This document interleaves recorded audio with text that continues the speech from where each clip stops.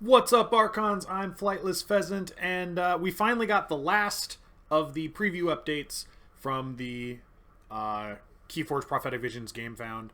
Yeah, I was really expecting this a lot sooner, so we have less than 12 hours left in the Gamefound, and they're just now giving us our last set of preview spoilers. But hey, what can you do, you know? I was pretty sure we'd get it yesterday, but let's take a look. So this is going to be Star Alliance and Untamed.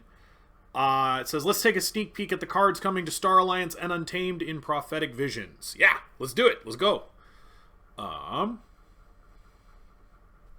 Whether we look at the stars or soak in the surroundings of the forests, Archons of all statures lean on the dependency of Star Alliance and Untamed. These two houses will make their presence felt in Keyforge Prophetic Visions.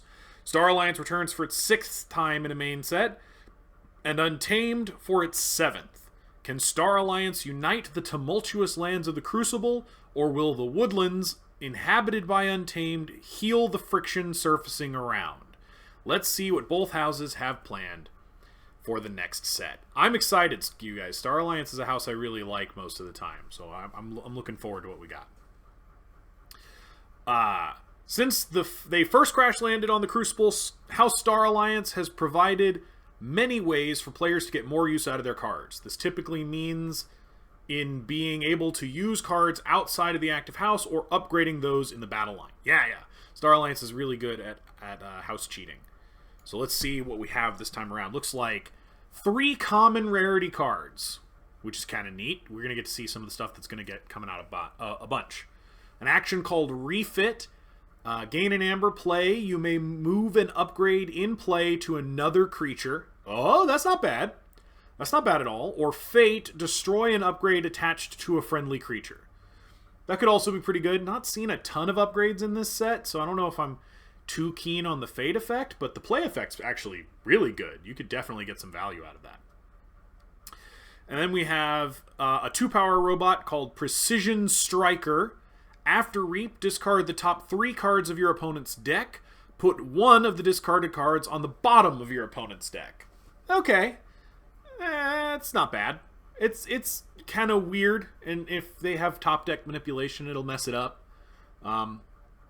Even if they don't, it's not a bad thing. And then the last one is a 3-power robot named Deleter. Or Deleter, I would suspect, is the way to say it. After Reap, return 2 enemy creatures to their owner's hand. Yikes. Wow. Or Fate, purge the most powerful friendly creature. Okay, the Fate effect is good, but the Reap effect is gnarly on that boy. Jeez, I'm gonna bounce 2 creatures back to your hand, just cuz. Like, wow. Alright, let's see what they have to say about them. Speaking of upgrades, sometimes they need to be moved around for maximum efficiency. That's where Refit comes in. This action card gives an amber for playing, and you can move an upgrade in play to another creature. This means you can use Refit both offensively and defensively. Did your opponent play a negative upgrade on your creature, like Bone Rot Venom or Under Pressure? Use Refit to move it onto one of their creatures. Do you have Mantle of the Zealot on one of your creatures? This gives it versatile, meaning it can be used as if it were the active house. You can then use the creature, play Refit to move it to a different creature, and now use another off-house creature this turn. You can also look to try and use its Fate effect to destroy an upgrade on a friendly creature if you would prefer. Yeah. I mean, no, Refit is excellent. A card like this has kind of been, I don't know about sorely lacking, because upgrades are a little mediocre for the most part. Like, you just don't get a ton of them, and they don't tend to be super incredibly impactful, but it's good for sure. If your opponent is playing a deck that would take a while to get through and flip their discard, Precision Striker could be a good one to use. This 2-power robot comes with the ability, after Reap, discard the top 3 cards of your opponent's deck, put 1 of the discarded cards on the bottom of your opponent's deck. This can help potentially delay your opponent's upcoming card combo to a future turn, giving you time to prepare for it. Yeah, absolutely. It's good deck disruption, for sure. Let's bring another robot to the battle line with Deleter. This one brings 3 power and an After Reap ability. It reads, after Reap, return 2 enemy creatures to their owner's hand. While moving the creatures to hand doesn't get rid of them for long, it can be an effective way to get rid of a pesky upgrade, as that would head to the discard pile. You can instead look to use its fate effect. If the situation triggers in your favor, you can purge your opponent's most powerful creature, which could end up being a key piece in their plans for victory. Yeah. I like his fate effect. I like his reap effect too.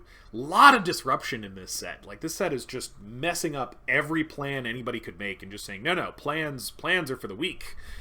Play cards. Win or lose games. All right, let's take a look at the Untamed stuff, because Untamed is always really interesting in the way that it approaches everything. Untamed comes as one of the founding houses of Keyforge and looks to work towards their goal of making big amber swings when the time arises. Yeah, they do tend to do that. So we've got a common and 2 uncommons. The first one is an action called Chonk Evermore. You gain an amber, and it says, play, you may give 2 creatures a +1 power counter, double the number of +1 power counters on each of those creatures. No, it's on each creature. Double the number of +1 power counters on each creature. Wow! That's nuts. That's really interesting. Or Fate, give each enemy creature 2 +1 power counters. Ooh, if you can Fate one of those and then follow it up by playing another one, man, your creatures are going to get enormous. I like that a lot. And then there's a 4-power beast called Envious Venomite. This one's an uncommon. With Skirmish. When your opponent has more amber than you, Envious Venomite gains poison. Oh boy. Oh, that's actually terrifying. Fate, for the rest of your turn, each enemy creature gains poison. Yeah, okay, I don't hate that. That both of those are pretty good. Both of those are pretty good. I'm about it. And then the last one is a 2-power fungus called Lambent Mycelium. It says, after another creature enters play, put 2 +1 power counters on Lambent Mycelium. Oh, that's going to get real big real fast. And its fate effect says, until the end of your turn, the most powerful enemy creature gains Taunt. That's not terrible, but like, just play it and play it and let it get huge. Especially if you've got a Chonk Evermore. Just let Lambent Mycelium be just the biggest thing you've ever seen. It's going to be so big. Holy crap. All right, let's see what they have to say about them. Let's get chonky. With Chonk Evermore, this action gives an amber for playing and reads, play, you may give 2 creatures a +1 power counter, double the number of +1 power counters on each creature. The first sentence has the word may in it, meaning you can opt not to do it. If you choose to do so, you give the +1 power counter to 2 separate creatures. You cannot give it to the same one. Correct. However, this can be an easy way to increase the power of some creatures quickly. Played this in a previous turn, that creature may have been at +3 in power in the initial play, and now it's at +6.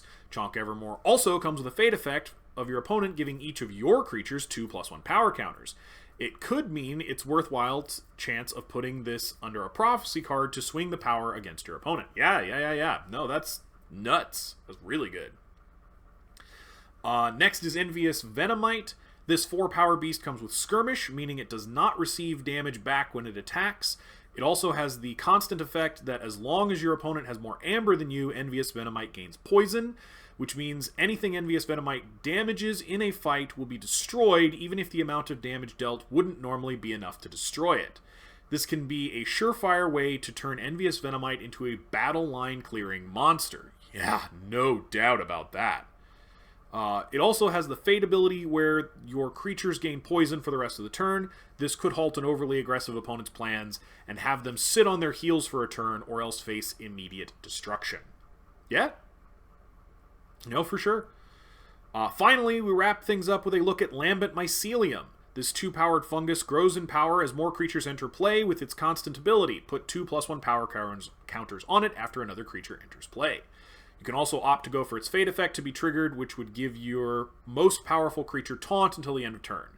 If triggered at the right time, it could help spare some of your weaker creatures, but with powerful effects from your opponent's wrath. Weaker creatures, but with powerful effects from your opponent. Yeah. No, all good.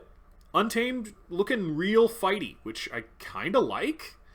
We don't have Brobnar in this set, so yeah, fighty Untamed is good. As we have with each previous article, let's now take a look at some of the reprints you can expect to see in each of these houses. There's a Scout Pete, love it. Into the Warp, great.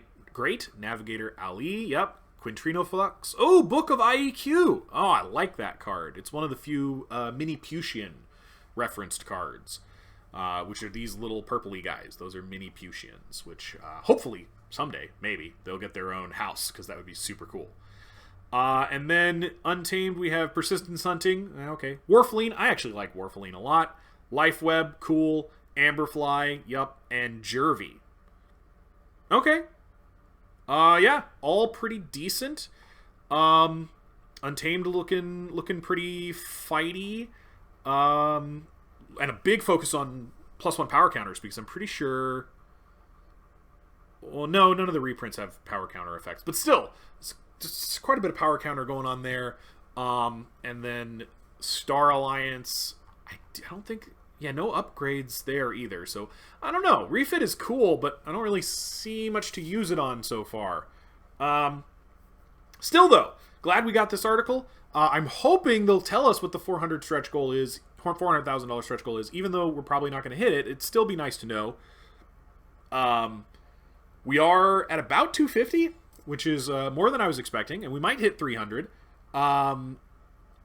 I'm glad to know a little bit more about all the houses before I pick my houses for my name decks. I'll be doing that in the near future. Although the Flightless Pheasant named deck, I never choose houses for. I always just let the algorithm do what it wants, and come what may. And so far, that's worked out for me pretty well. So I'm very hopeful that that will work out again. Put your thoughts down in the comments. Is there a house you're looking forward to? Are there cards they're hunting? Are there things you really like? I'm a little surprised they waited so long to do previews. I would have hit the ground running with previews early, and then as we got towards the end, I would have started announcing the add-ons to kind of build that ending momentum. But they didn't exactly do it in reverse, but they kind of did it in reverse. Plus, again, no community spoilers, which I don't know what that's about. But yeah, the art for this set looks really cool. And again, 3 cards with no flavor text. Ghost Galaxy, come on. I live and die on flavor text because it's just my favorite. I love it so much, and you're just not putting it anywhere. Put your thoughts down in the comments. Tell me what you're thinking. I hope you'll see me at least one more time today, but I honestly don't know. They may not put out the 400,000 stretch goal. And if they don't, then you probably won't hear from me because I don't really want to do like a countdown clock because that feels a little unnecessary. You guys kind of, at this point, you either know that it's ending today or you don't. And they're going to probably put out 1 or 2 more articles being like, last second, which, fair enough, but it doesn't really seem newsworthy to me to go over each and every one of those. But, yeah, so hopefully you'll hear from me again in the near future. But even if you don't, until next time, later, Archons.